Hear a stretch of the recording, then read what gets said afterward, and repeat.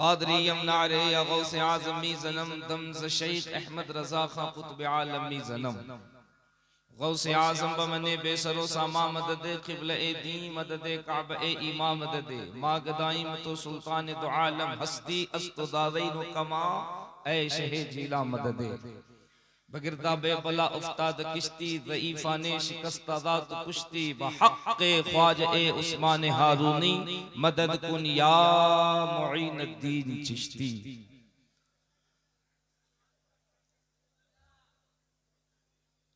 ये बताया जाता है कि बहुत बड़ा मजमा, बहुत बड़ी महफिल, कसीर तादाद में लोग हों तो जलसा कामयाब होता है। लेकिन मेरा अपना तजर्बा ये है कि तादाद बहुत लंबी ना हो, सुनने वाले बहुत ज्यादा ना हो, चंद लोग हों लेकिन जज्बा करबला वाला हो तो जलसा कामयाब भी होता है और जलसा मकबूल भी होता है। मेंबर शरीफ पे हजरात उलमाए अहले सुन्नत इतने कसीर तादाद में है कि बाज महफिलों में तो इतने सामीन होते हैं, है ना। ये अल्लाह का फजल है। वीर भूमि की पावन धरती है और हुजूर सैयदी सरकार महबूब अली शाह अलैहि रहमत व रिजवान का फैजान करम है कि यहाँ अवाम व खवास के लोग कसीर तादाद में बैठे हुए हैं। आपने अपने जलसे में इतने मोतबर और इतने मोहतरम लहजे को बुलाया है कि हजरते महबूब गौहर साहब क़िबला ये अपने आप में एक अंजुमन है, अपने आप में एक अंजुमन है। मेरी नॉलेज में बहुत सारे ऐसे नकीब हैं कि मतला किसी का होता है, मक्ता उनका होता है,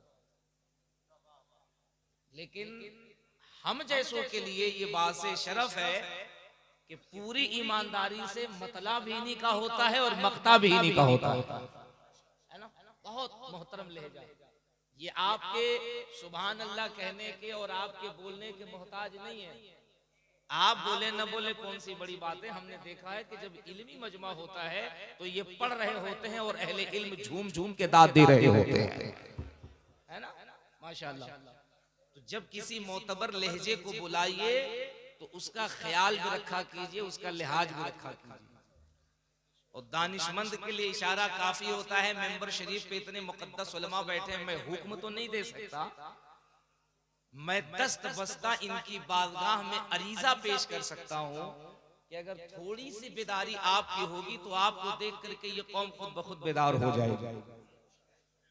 और आप थोड़ी सी बेदारी पैदा कीजिए, एक माहौल बनाइए। मैं एक ऐसी गुफ्तगू करके जाऊंगा और बहुत मुख्तसर गुफ्तगू करके जाऊंगा, बहुत कोई मुबालगा नहीं होगा, कोई जुमलेबाजी नहीं होगी। पूरी जिम्मेदारी के साथ एक ऐसी मालूमाती दलाइल से माखज गुफ्तगू करके जाऊंगा कि आप यकीन जानिए सुबह को जब ये जलसा खत्म होगा तो वीर भूमि की जमीन की मिट्टी भी पुकार के कहेगी ये इस्लाम सीना बसीना न होता, खुदाई का ऐसा करीना न होता, जमीन आसमां चांद सूरज सितारे मोहम्मद न होते तो कुछ भी न होता। बहुत अच्छे, बहुत अच्छे। आवाज बुलंद की, कितना अच्छा लगा। आप किसी से डर रहे हैं क्या? वैसे भी आप किसी दादा के स्टेज पे नहीं बैठे हैं, दीदी के स्टेज पे बैठे है ना। वो दादा के स्टेज में इस वक्त बोलने पे पाबंदी लगी हुई है, AK-47 लगाया गया है, बोलना मत। आप तो दीदी के स्टेज पे बैठे हैं और दीदी तो बंगाल के पार्लियामेंट से लेकर के दिल्ली के संसद तक कहती है कि हंगामा आराई जिस स्टेट में करना है करो, बंगाल की सरजमीन पे नहीं चलेगा, क्योंकि यहाँ जाहिरन हुकूमत TMC की चलती है, बंगाल पे असल हुकूमत तो दादा महबूब अली शाह की चल रही है। नारे तकबीर, नारे रिसालत, दाता हजरत महबूब शाह सुभान अल्लाह। और ये सुभान कोई अल्लाह। लफ्जों की रवा रवी नहीं, ये कोई मेरा खिताबी जुमला नहीं और आपको उछालने के लिए नहीं, पूरी जिम्मेदारी से कह रहा हूं। भारत में जो सियासी हुकूमत होती है ये वक्ती तौर पर होती है, असल जो भारत में हुकूमत हो रही है इन्हीं वलियों की हो रही है। अगर नहीं होती तो हिंदुस्तान में जितने भी बड़े उर्स होते हो, वो उर्से गरीब नवाज हो, उर्से गुलबर्गा शरीफ हो, उर्से निजामुद्दीन महबूब इलाही हो, उर्से अमीर खुसरू हो, उर्से दाता महबूब हो, रानीगंज में गौसे बंगाला का उर्स हो, हिंदुस्तान की किसी भी मोतबर खानकाह के तुम एराज को देखो तो पता चलेगा जितने मोहम्मद अरबी के दीवाने पहुंचते हैं उतने ही राम और कृष्ण के भक्त भी पहुंचते हैं। पूछिएगा हिंदुओं तुम्हारा यहाँ क्या काम है, तो हिंदू सिख ईसाई यही कहते हैं यार ये वो बारगाह है न सूरत देखी जाती है न सीरत देखी जाती है, यहाँ बस मांगने वाले की नीयत देखी जाती है। बहुत गजब है हजरत। अल्लामा मुबारक साहब चतुर्वेदी जिंदाबाद जिंदाबाद। वाह वाह वाह वाह वाह। और हैरत क्या है कि उठान आप है हजरत। वाह वाह वाह वाह। हैरत है कि आप इतने खामोश बैठे हैं। जहां बोलना चाहिए वहां न बोलिए और जहां न बोलना चाहिए वहां बोलिए, तभी CNRC आता है। जरूरत की जगह पे जब आप बोलना शुरू करेंगे ना कोई मसला नहीं होगा, कोई मसला नहीं होगा। ये हजरत इनाम में दे रहे हैं। हाँ सुभान अल्लाह सुभान अल्लाह, माशाअल्लाह माशाअल्लाह। बस यही तक दीजिएगा, इससे आगे कुछ और मत दीजिए।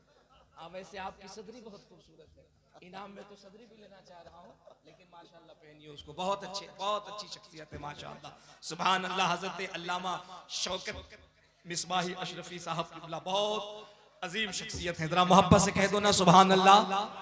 देखो मेरे सर पे ना वक्त की तलवार लटक रही है, टाइम बहुत कम है।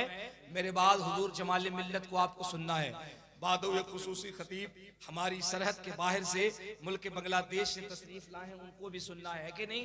हजरत महबूब गौहर साहब किबला की बहुत मोतबर और बहुत मेयारी शायरी को भी सुनना है कि नहीं। आप थोड़ी सी जिम्मेदारी पैदा कीजिए। देखिए मैं ये चाहता हूँ कि मेरी जो गुफ्तगू हो ना वो आपके कानों से पहुँच करके दिल की गहराई तक पहुँचे, और इसके लिए ज़रूरी है कि आपका बेदार होना, आपकी तवज्जो मेरी तरफ होना। अगर आप बेदार रहेंगे तो यकीन जानिए एक एक बातें तब जमाने तक आप पहुंचाएंगे। ये आगे से लेके पीछे तक हजारों का मजमा है। अगर ये एक एक शख्स अपने हाथ को उठा ले और अगर अपने अकीदे के टावर को गुंबदे खिजरा से जोड़ ले तो यहीं से बरेली का एक अकीदा मजबूत हो जाएगा कि वो किसी और का रसूल होगा डालडा मार का, जो मुर्दा होगा नहीं सुनता होगा। हम अहले सुन्नत, हम सुन्नियों का रसूल वो है कि अगर सुन्नी बीरभूम से पुकारे तो मदीने से मुस्तफा सुनते हुए नजर आते हैं। तो जरा सा अपने हाथों को उठा के जोर से कह दो या रसूल अल्लाह। अगर इतनी ही कमजोर आवाज है तो नो प्रॉब्लम, लेकिन आवाज में अगर ताकत है तो जरा दिल लगाओ और हाथ को उठा के कह दो या रसूल अल्लाह। अब ये मुकद्दस उलमा सुने, एक जुमला मैंने कहा था, यहाँ सियासी लोगों की हुकूमत होती है वक्ती एतबार से, असल हुकूमत भारत में आज भी वलियों की हो रही है। ये जुमला मैंने कहा था ना। अब इस पे दलील सुनो, कुरान और हदीस से तो हमारे उलमा दे रहे, मैं भी दे सकता हूं, लेकिन जादू वो है जो सर चढ़ के बोले, हकीकत वो होता है जो गैरों की जबान पर भी हो, इतिहास वो होता है जो औरों की जुबान पर भी हो। मैं पहले बता दूं, गौस पाक का करम है, मेरे बारे में जिन्हें पता है, मैं रट के कोई बातें नहीं बोलता। जब इस फन पे मैंने कदम रखा, मैंने कहा यार इन गैरों की जबान को भी जरा सा जांचना चाहिए, पढ़ना चाहिए। तो मुझे ये बात मालूम हुई कि अगर आधा मंत्र जानोगे और आधे मंत्र के बाद अगर सांप के घर में अगर हाथ डालोगे और मंत्र भूल जाओगे तो वो डस देगा। इसलिए जरूरी है कि पहले उसका पूरा तिरयाक होना, उसकी पूरी तहकीक होना। फिर बाज़ाब्ता हमने BHU में संस्कृत में MA किया। मकसद मेरा ये नहीं था कि मैं तुम्हें बताऊं कि मैं बहुत विद्वान हूं, मैं तुम्हें बताऊं कि बहुत वेल एजुकेटेड हूं, मैं तुम्हें बताऊं कि मुझे कई जबानों पे महारत है। अल्लाह की इज्जत की कसम, हजरत दाता की बारगाह में बहुत जिम्मेदारी से कह रहा हूं, बचपन से सीने में एक ललक थी कि मेरे आला हजरत ने जो मसलक दिया है, और वो मसलक क्या है? वो मसलक ये है, सबसे आला वो औला। यार दिल से कह दे फरिश्ते तेरा नाम लिख लेंगे। सबसे आला वो औला, जिसका अकीदा जितना मजबूत बोल। मैं तुझे बताने जा रहा हूं, ये जो अकीदा बरेली के इमाम ने दिया ना, 350 साल पहले जनकपुर के पंडित ने अपनी किताब के अंदर कह दिया था, कृष्ण अवतारनियातमृतम भरतम स्वादम शुद्धिमा संग्राम जपू ला इलाहा इल्ला लम्मा हरणे पापम परम पीडम जन्म वैकुंठ प्राप्त हुई। उसने कहा जो 350 साल पहले अहमद रजा ने अकीदा दिया था, वो अपने बाप का अकीदा नहीं दिया था, वो मदीने के सहाबा का अकीदा दिया था। क्या बात है हजरत, जिंदाबाद जिंदाबाद। वो मदीने के सहाबा का अकीदा था। और अकीदा क्या है? सबसे आला वो औला। दिल लगा के बोल सुन्नी, दिल लगा के बोल, ताकि दुनिया देख ले। रात को 12 बजे के बाद या तो कोई सयाना बोलता है या रसूल का दीवाना बोलता। क्या सबसे आला वो औला, सबसे बाला वो आला, अपने मौला का प्यारा, दोनों आलम का दूल्हा। और जब कोई कहे क्यों मांगते हो दाता से, तो कहना कौन देता है देने को, मुंह चाहिए देने वाला है सच्चा। अल्लाह सुभान अल्लाह सुभान अल्लाह। आपकी आवाज़ बुलंद हुई, कितना अच्छा लगा। अभी तो महसूस हुआ कि आप बिल्कुल नहीं बोलते, लेकिन गौस पाक का करम है, बोलते हैं लेकिन धीरे धीरे गर्म होते हैं। और सुन्नी धीरे धीरे ही गर्म होता है, वरना अचानक गर्म हो जाए तो फिर मामला गड़बड़ हो जाएगा। आहिस्ते आहिस्ते गर्म होता है, बात समझ में आती है। जरा एक मर्तबा और मुस्कुराओ और दिल से कह दो या रसूल अल्लाह। मैं जमीन क्यों बना रहा हूँ वीर भूम के लोगों? क्योंकि मुझे जो बातें आप तक पहुंचानी है वो बड़ी मार्केबल बात है। मेरे उलमा भी तवज्जो से सुने। जब हजरत ने तारीख दी, मैं उस वक्त भी मुरादाबाद में था, और जो रात गुजरी है उस रात में भी मैं जामिया नईमिया के करीब जलसा पढ़ रहा था। और जो सुबह आएगी, यानी सुबह मेरी फ्लाइट है लखनऊ, और कल मुझे बरेली शरीफ में बिल्कुल दरगाह आला हजरत से महज 2-3 किलोमीटर की दूरी पर मुझे जलसे को खिताब करना है, जिसमें शब्बीर बरकाती और दीगर हजरात की आमद हो रही है। कहने का मकसद क्या है? क्या है मकसद? ये है कि पूरे हिंदुस्तान पे वलियों की हुकूमत हो रही है। जब तारीख हजरत ने दी, मैंने पूछा कहां का जलसा है? इन्होंने कहा वीर भूम। मैंने कहा वीर भूम? अब इस जगह की मुनासिबत को देखो, क्या नाम है? वीर भूम। इसका मतलब तुमने कभी समझा? वीर के माने होते हैं बहादुर, वीर के माने होते हैं बहादुर, और भूमि कहते हैं जमीन को। तो वीर भूम का मतलब हुआ बहादुरों की जमीन।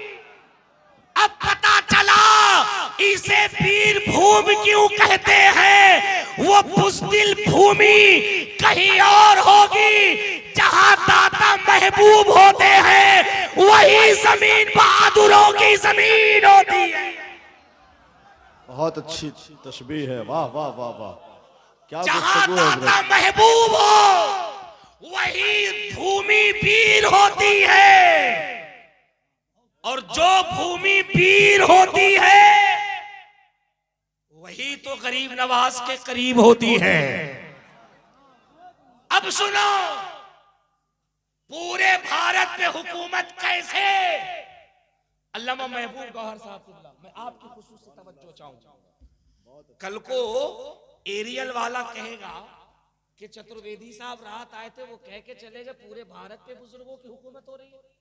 क्रिश्चियन कह देगा, बौद्ध कह देगा, सनातन कह देगा, शाश्वत कह देगा, बौद्धिस्ट कह देगा, यहूदी कह देगा, ईसाई कह देगा, मजूसी कह देगा, सलीबी कह देगा। दुनिया में जितने भी धर्म के लोग हैं कह देंगे। इतनी बड़ी बात कैसे कह सकते हैं? मैं भी सोचने लगा यार ऐसे कैसे हो सकता है। लोग कहते हैं कि 75वां हम महोत्सव मना रहे हैं आजादी का, और लोग कहते हैं कि भारत आजाद है। बेशक आजाद है, लेकिन ये बात कहां से आ गई कि हुकूमत अल्लाह वालों की हो रही है। अब सुनो, मैंने जब इस पे तहकीक करनी शुरू की, मेरे हाथ एक किताब लगी।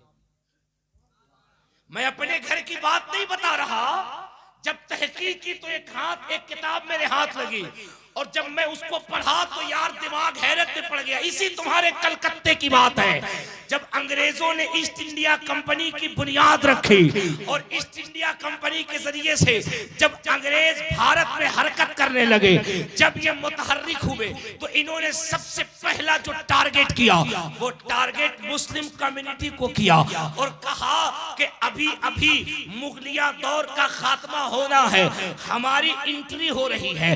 इस वक्त मुसलमान बहुत मजबूत है, इसको सबसे पहले डिवाइड एंड रूल का शिकार करना चाहिए, इसके अंदर फुट मत करना चाहिए, इसको तोड़ना चाहिए, क्योंकि मुस्लिम कम्युनिटी जब टूटेगी तो हम भारत में अपनी हुकूमत को मजबूत करेंगे।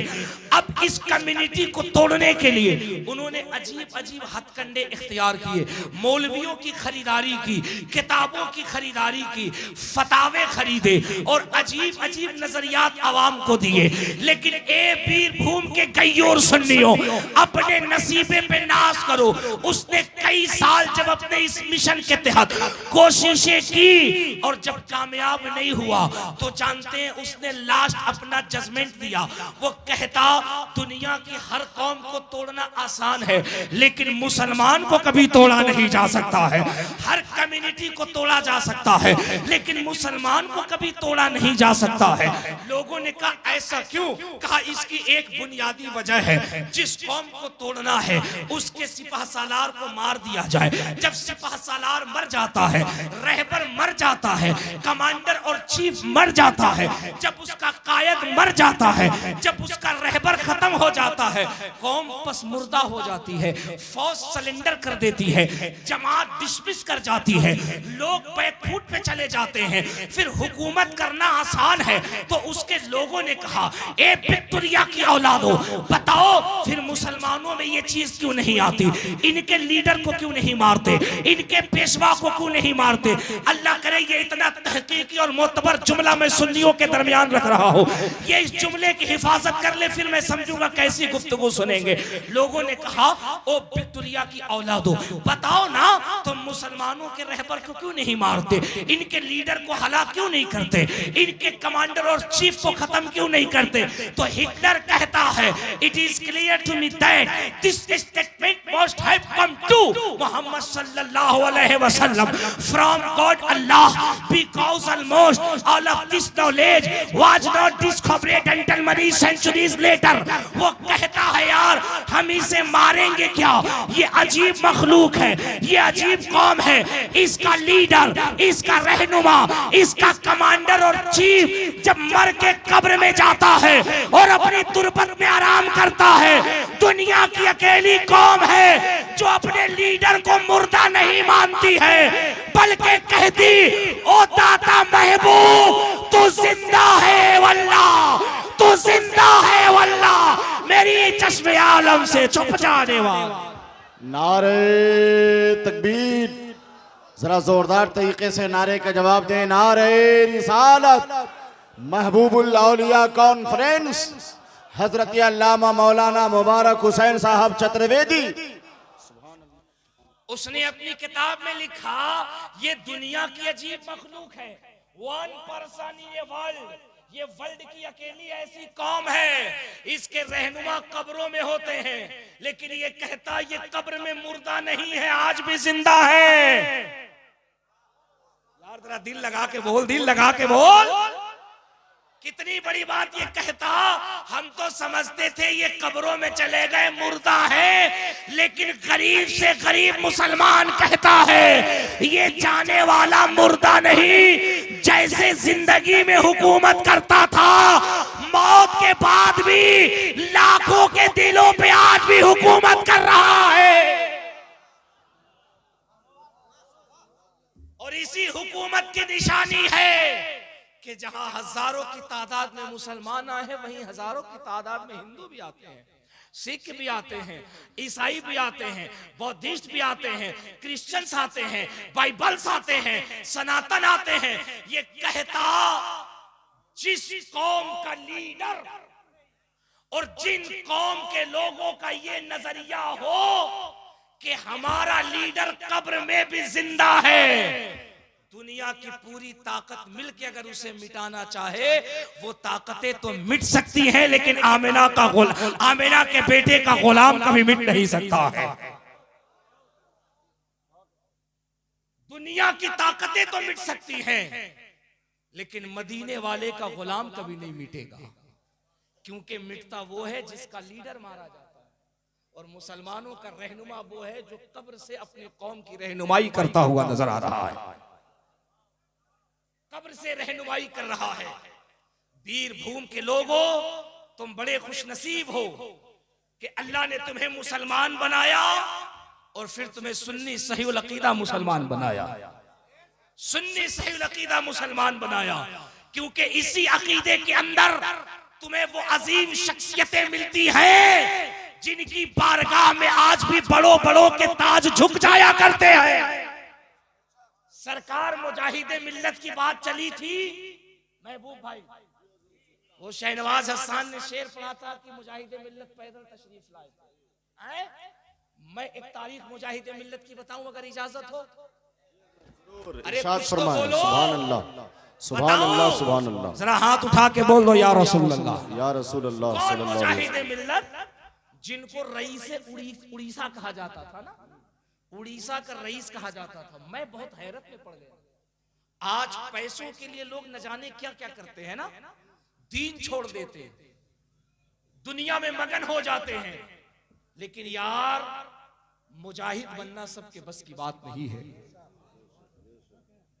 मुजाहिद का नाम लेना बहुत आसान है, लेकिन मुजाहिद का किरदार अपनाना बहुत कर्रा बात है, बहुत सख्त मामला है। मैं जब सरकारे मुजाहिद के हवाले से पढ़ रहा था, मैं हैरत में पड़ गया। अब ये बात उलमा के लिए है, इनके तवस्सुल से आप सुन लो। जब मैं सरकारे मुजाहिद मिल्लत को उड़ीसा की हिस्ट्री में पढ़ रहा था, उड़ीसा गवर्नमेंट की निगाह में जब मुजाहिद मिल्लत को मैं पढ़ रहा था, तो जानते हो वीर भूम के लोगों, बंगाल वालों, मुजाहिद मिल्लत के हवाले से बंगाल गवर्नमेंट में एक तारीख लिखी हुई है, जो बंगाल गवर्नमेंट की इनकम टैक्स डिपार्ट है। अगर आपके यहाँ कोई भी बड़ा लीडर, सांसद, एमएलए हो तो उससे पूछिएगा कि तुम अपने यहाँ के बंगाल के विधानसभा में जाते हो और विधानसभा के अंदर जो इनकम टैक्स के पुराने रिकॉर्ड हैं, जरा इस रिकॉर्ड से बताओ कि उड़ीसा की सरजमीन पर, उड़ीसा स्टेट के अंदर एक जात रहती थी जिसको लोग मुजाहिदे मिल्लत कहते हैं, उसके बारे में बताओ। तो उड़ीसा गवर्नमेंट ने इसको सेव कर रखा है कि जिस वक्त हिंदुस्तान में किसी के पास 100 रुपया होता था उसे सैकड़ा कहा जाता था। जैसे किसी के पास आज लाख रुपया हो तो उसे लखपति कहा जाता है, किसी के पास 1 करोड़ हो तो उसे करोड़पति कहा जाता है, किसी के पास 1 अरब हो उसे अरबपति कहा जाता है, किसी के पास 1 खरब हो उसे खरबपति कहा जाता है। वो मिलियन बिलियन में खेलता है, बड़ा अमीर होता है। उस वक्त जिसके पास 1000 रुपया होता था वो बड़े पैसे का मालिक होता था, बड़ी उसकी आमदनी होती थी, बड़े प्रॉपर्टी का मालिक कहा जाता था। हैरत है यार, हैरत है, सुन के तुम्हें हैरत होगी। जहां 100 रुपए और 1000 रुपए की इतनी वैल्यू थी कि जिसके पास 1000 रुपया हो समाज में लोग उसको इज्जत की निगाह से देखते थे। उस दौर में हर साल मुजाहिदे मिल्लत 1 लाख रुपया सिर्फ उड़ीसा गवर्नमेंट को इनकम टैक्स की शक्ल में दिया करते थे। अल्लाह, नारे तकबीर। भाई ऐसी गुफ्तगू हो, ऐसी पाकीज़ा, और ऐसे आप नारे का जवाब देंगे तो फिर कैसे खिताब हो सकेगा। हाथों को उठाइए, नारे तकबीर, नारे रिसालत, फैजाने मुजाहिदे मिल्लत, महबूबुल औलिया कॉन्फ्रेंस, मौलाना मुबारक हुसैन साहब चतुर्वेदी। यार वीर भूम वालों, ये सुनना बहुत आसान है, लेकिन कभी इस जुमले पे तुम तहकीक करो, तुम्हें पता चलेगा।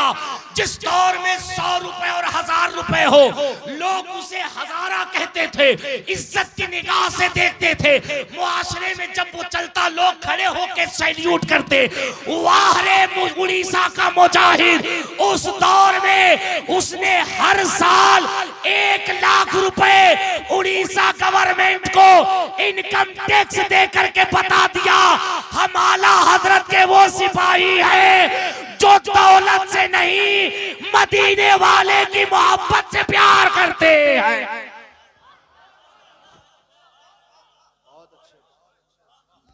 जिंदाबाद जिंदाबाद। मदीने वाले का इश्क हमारे लिए शानदार खिताब चल रहा है हजरत, माशाअल्लाह। मदीने वाले के इश्क से हम प्यार करते हैं और आज उसी कुर्बानी का नतीजा है।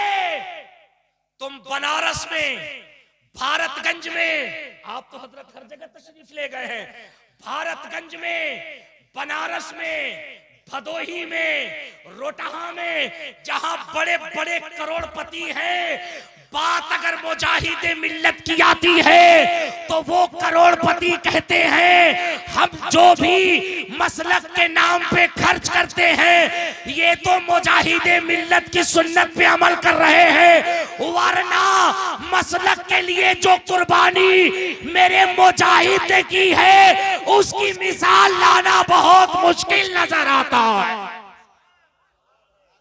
यही हक गोई आपकी माशाअल्लाह आपको बहुत ऊंचाई की तरफ लेके चली जा रही है माशाअल्लाह। समझ रहे हो? क्या आपने खिताब फरमाया। मैं तुमसे कहता हूँ वीरभूम वालों, अपनी हकीकत को पहचानो। ये किस बीमारी में पड़ गए? हम नक्शबंदी हैं, हम सुहरवर्दी हैं, हम रज़वी हैं, हम कादरी हैं, तो हम ये हैं। मैं तुमसे पूछता हूँ पूरी ईमानदारी से बताओ, गौस पाक सबके हैं कि नहीं है? अबे अगर तुम नहीं बोलोगे तो मैं पूरी जिंदगी अफसोस करूंगा। इतने बड़े मर्दे कलंदर की बारगाह में जहां बंगाल की गवर्नमेंट सर को झुकाती है वहां तो तुझे सीना तान के कहना चाहिए हमें किसी सीए एनआरसी का खतरा नहीं। अगर कोई नेता कहेगा 50 साल पुराना कागज लाओ तो तुम छाती ठोक के कहना 50 साल क्यों, 200 साल पुरानी दाता महबूब की कागज ले लो।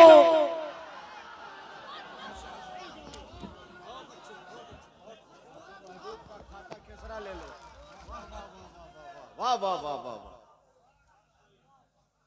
भारत में हुकूमत करने वालों, तुम्हें सियासत करनी है दिल खोल के करो। तुम में आज भी इतनी जुरात नहीं कि तुम इतिहास से पंगा लो। अगर तुम इतिहास से टकराओगे तो तुम्हें मालूम है जहां 300 साल पुराना सोमनाथ का मंदिर है वहीं भारत में 500 साल पुरानी निजामुद्दीन की मजार भी नजर आ रही है।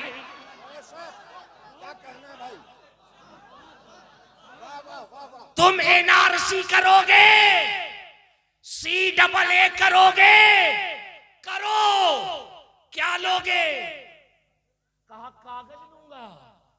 कौन सी कागज? बायोडाटा। कौन सा data? How Armenians pass? I want to cooperate you because I am interested in the establishment of the peace of the town. शहरियत होना, भारतीय होना। हमने कहा बेटे भारतीय होने की क्या निशानी चाहते हो? कहा कम से कम 50-60 साल पुराना रिकॉर्ड हो।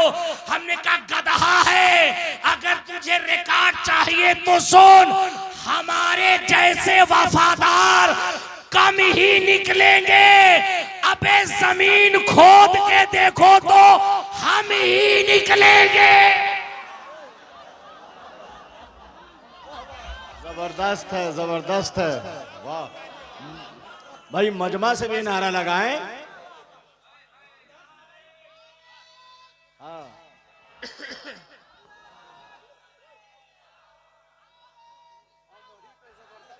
झटका दिया आपने, वाह वाह वाह। हम का झटका गजब है।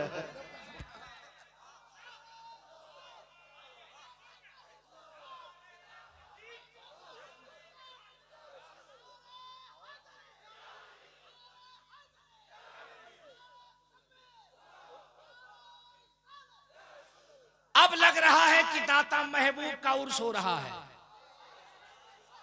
तब तक तो लग रहा था कि तुम लोग मिस कॉल मार रहे हो, छुरछुरी निकाल रहे हो, फुलझड़ी फोड़ रहे हो।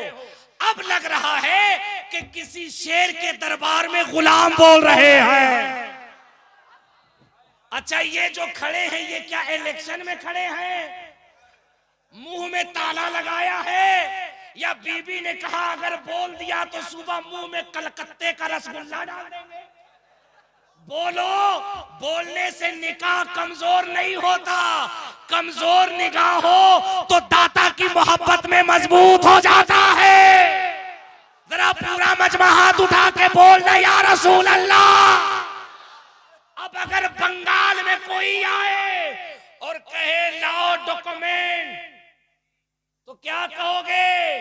कहना सारा डॉक्यूमेंट हावड़ा ब्रिज के अंदर चला गया, बाकी जो बचा था वो बंगाल की खाड़ी में चला गया। Because I am interested in the establishment of the peace of the town. तो कहेगा कागज चला तो इतिहास लाओ, तो पहले कान पकड़ के वीर भूम लाना। दिल से बोल, दिल से बोल, दिल से बोल। कान पकड़ के वीर भूम लाना। वो कहां लाओगे? दाता की बारगाह में। अबे मैंने कहा दाता, ये कोई ललित का लाता नहीं है, ये गौस पाक का दाता है। यहां लेना नहीं सिखाया जाता है, यहां देना सिखाया जाता है। कान पकड़ के लाना और कहना नेताजी बोलो क्या लोगे? तो वो कहेगा दाता ये कागज नहीं लाता। ओ दाता ये कागज नहीं लाता, तो कब्र से आएगी बेटे जरा इधर आता। जरा बोल, दिल लगा के बोल, दिल लगा के बोल। कब्र से आवाज आएगी बच्चू जरा इधर आता। जब वो जाएगा करीब फिर आवाज आएगी तुझे समझ में नहीं आता। यहीं तो लेटा है इसका दाता, और जहां पे हो दाता फिर यहां तू क्यों आता? तू जाता, यहां से मुसलमान नहीं जाता।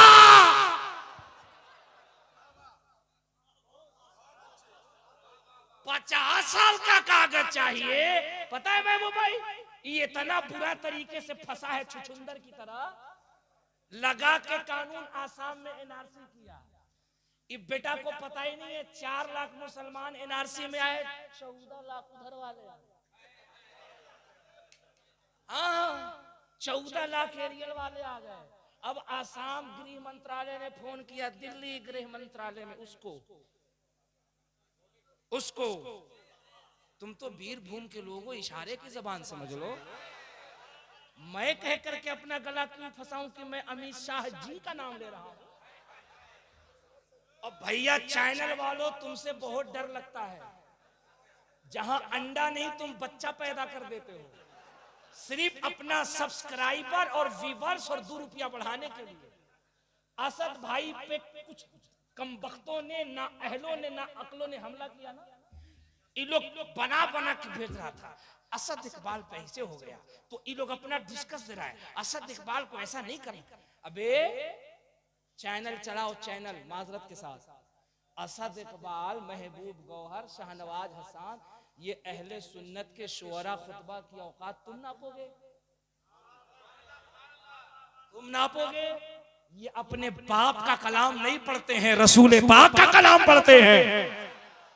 और सुनो, ये अहले सुन्नत के उलमा है, इनकी खाकसारी है, आजिज़ी है। मुफ्ती आजम का पैगाम इनके दिल में है। वरना तुम अहले सुन्नत के उलमा की ताकत देखना चाहते हो तो खुलेआम तौर से एक मर्तबा आमने सामने आके देख। रब्बे काबा की कसम, जब मुजाहिद के गुलाम मैदान में उतरेंगे तो सारे भेड़िए मैदान छोड़कर भागते हुए नजर आएंगे।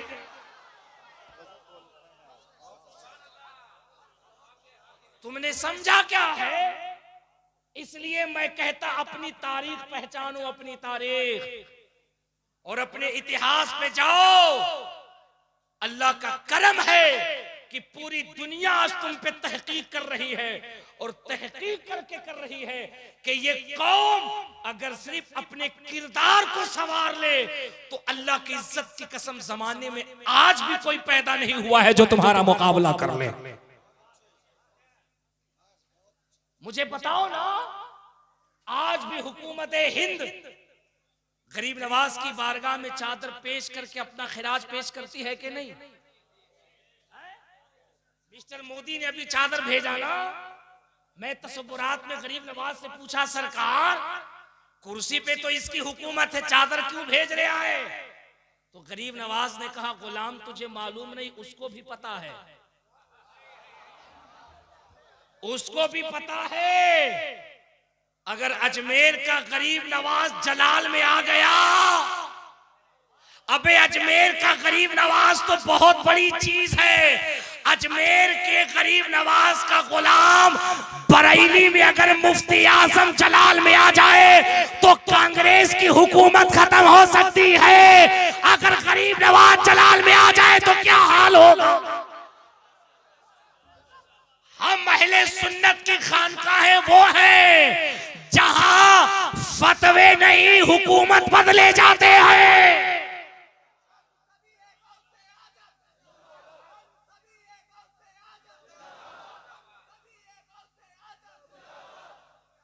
उर्स में आते हो तो यहां कसबे फैज हासिल करो, यहां से पैगाम लेकर जाओ। और दाता का पहला पैगाम क्या है? इंसानियत से मोहब्बत करो। जोर से बोल, जोर से बोल। पहले पहले पहले जो जो जो वली है ना, वो नफरत भेदभाव नहीं करते थे, क्या गोरा क्या काला, क्या अमीर क्या गरीब, क्या हिंदू क्या मुसलमान, क्या सिख क्या ईसाई, क्या बौद्ध, नहीं। वो देखते ये इंसान है, उसे प्यार से करीब बुलाते। मुझे एक भी बुजुर्ग की तारीख बताओ कि उन्होंने किसी को झिड़क के भगाया हो। वो हिंदू को, सिख को, ईसाई को, बौद्ध को, क्रिश्चियंस को, सनातन को, शाश्वत को, बाइबल्स को, बड़े बड़े पंडा को बुलाते और अपने पास बिठालते, और बिठाल करके अपना ऐसा किरदार पेश करते कि चंद रोज बैठने के बाद कहता, यार जब दिल्ली का निजामुद्दीन इतना अच्छा है तो मदीने का रहमतुल्लिल आलमीन कितना अच्छा होगा। ये है दाता का पैगाम। दाता ने वीरभूम को वीरभूम ऐसे ही नहीं बनाया है। दाता जब तशरीफ लाए होंगे तो क्या ऐसे ही मुसलमानों का मजमा होगा? No, prohibited in the Muslim, no. ये तो किरदार है दाता का। कदम बढ़ाते गए, पीछे से मदीने वाले के गुलाम पैदा होते। मैं बताऊं तुम्हें करना क्या है? सुनो करना क्या है। ये हजारों का मजमा जो आया, मेरी बहनें तुम सब बैठे हो, सुनो तुम्हें करना क्या। ये दाता का पैगाम है। अपने घर के इर्द गिर्द देखा करो तुम्हारा पड़ोसी कौन है, बिला तफरीक व मिल्लत। वो हिंदू हो, वो सिख हो, वो ईसाई हो, किसी भी जात मजहब बिरादरी का है, अगर तुम्हारा पड़ोसी है तो उसे अपना वो किरदार दिखाओ जो दिल्ली में निजामुद्दीन ने दिखाया था। और पता है दिल्ली में निजामुद्दीन ने क्या किया था? सरकार महबूब इलाही की खानकाह में एक कुआं था जिससे मीठा पानी निकलता था। तवज्जो है? तवज्जो तो जरा हाथ उठा के बोल, या गरीब नवाज। उस मीठे पानी से पूरा इलाका सैराब होता था। सरकार निजामुद्दीन ने अपनी मुरीद अमीर खुसरू से कहा, अमीर खुसरू, वो मेरी खानकाह के सामने एक घर है, उसमें से एक नौजवान औरत हमेशा कुएं पे पानी लेने के लिए आती थी। मैं देखता हूँ कई दिनों से वो बच्ची पानी के लिए नहीं आती है, पता तो करो कि आखिर बात क्या है। हजरत अमीर खुसरू गए, हालात का जायजा लेकर आया और आके कहा, बाबा हुजूर सरकार, वो जो औरत है उसका नाम गीता है। अरे जरा जोर से बोल, जोर से बोल। गीता है, कहा तो कहा शौहर है। मियाँ बीवी घर में रहते हैं, शौहर को फालिज का असर हो गया है, उसे इतना जबरदस्त पैरालिसिस हुआ वो हिल नहीं सकता, और वो सतीव्रता पतिव्रता अपने पति अपने शौहर की इतनी खिदमत करती कि उसे घर से बाहर आने की मोहलत नहीं है। सरकार कई दिन से उसके घर में पानी नहीं है, लेकिन वो शौहर की तीमारदारी में इतनी मसरूफ है कि वो पलट के आ नहीं सकती। अब सरकार निजामुद्दीन महबूब इलाही का अंदाज देखो, उन्होंने कहा ठीक है कोई बात नहीं। सुबह की सफेदी खत्म हुई, रात का अंधेला आया। जब रात का पिछला पहर हुआ, सुबह के वक्त में वो गीता अपने दरवाजे के करीब आती है। घर के अंदर से सफाई करते हुए जब देवड़ी पे झाड़ू लगा के दरवाजा खोला तो क्या देखती है कि उसके दरवाजे पर 2 मटका मीठा पानी रखा हुआ है। उसने जब पानी देखा हैरत में पड़ गई, पानी को उठाया घर के अंदर लेके गई, पानी से घर का काम काज किया। अब जो बीमार शौहर बिस्तर पे लेटा हुआ था वो हैरत में पड़ गया। 1 दिन देखा, 2 दिन देखा, अपनी पत्नी को बुलाया, बीवी को बुला के कहा सही बता मेरी कमजोरी का तूने नाजायज फायदा तो नहीं उठाया, मेरी बीमारी की वजह से कहीं तेरे कदम लड़खड़ा तो नहीं गए। कौन ऐसा मुशफिक व मेहरबान है जो तेरा इतना केयर करता इतना ख्याल रखता है, मुझे उसका नाम बता। औरत ताहिरा थी, नेक थी, रोने लगी। उसने कहा यार मैं क्या बताऊं कौन है जो दरवाजे पे पानी रख के जाता है। शौहर ने कहा मालूम कर, पता कर आखिर वो है कौन और फिर मुझे बता। अब सुन, तीसरा दिन है, रात का पिछला पहर है, वो गीता दरवाजे के पीछे छुप के खड़ी है। देखूं तो सही कि कौन है जो पानी लाता है। अल्लाह अकबर। ओ दाता महबूब का उर्स करने वालों, सुनो सुनो इंसानियत का पैगाम इन्होंने कैसा दिया है। अल्लाह अकबर, अल्लाह अकबर। अब वो दरवाजे के पीछे खड़ी है, क्या देखती है, रात के पिछले पहर में एक काले नकाब में एक बुजुर्ग शख्स है, एक कमजोर शख्स है जिसके कदम लड़खड़ा रहे हैं, अपने दोनों कंधों पे पानी का मशकीजा रखे हुआ है, अपने जिस्म को काले नकाब से छुपाए हुआ है। वो पानी का मटका ला करके दरवाजे पे रखते हैं और चुपके से जाने लगते हैं। गीता दरवाजा खोल के बाहर दौड़ती है, दौड़ के जाके कहती ओ मेरे मुशफिक व मेहरबान, ओ मुझ पे मेहरबानी करने वाले, अपना नाम तो बता दे, तुझे मालूम नहीं ये तेरी मेहरबानी मेरी अस्तवाजी जिंदगी में कैसे जहर घोल रही है। मेरा शौहर मुझसे मुतालबा कर रहा है, पता तो सही तेरा नाम क्या है। आने वाला शख्स चेहरे को ढांप कर तेजी से जाने लगा। वो दौड़ के कदमों पे गिर गई। कहा तू जिसको भी मानता है तुझे उसका वास्ता है, अगर तेरी माँ है तो तुझे तेरी अम्मी के चादर पाक का वास्ता है, अपना चेहरा तो दिखा। इतना सुनना था। आने वाले ने पलट के जब चेहरे से नकाब उठाया तो दुनिया देख के हैरत में रह गई। वो कई दिन से जो एक हिंदू बच्ची के दरवाजे पे पानी का मशकीजा रख रहा था वो कोई और नहीं, वो दिल्ली का वलियों का बादशाह था जिसे दुनिया निजामुद्दीन महबूब इलाही कहती है, जिसे दुनिया महबूब इलाही कहती है। वो हैरत में पड़ गई, दौड़ के अपने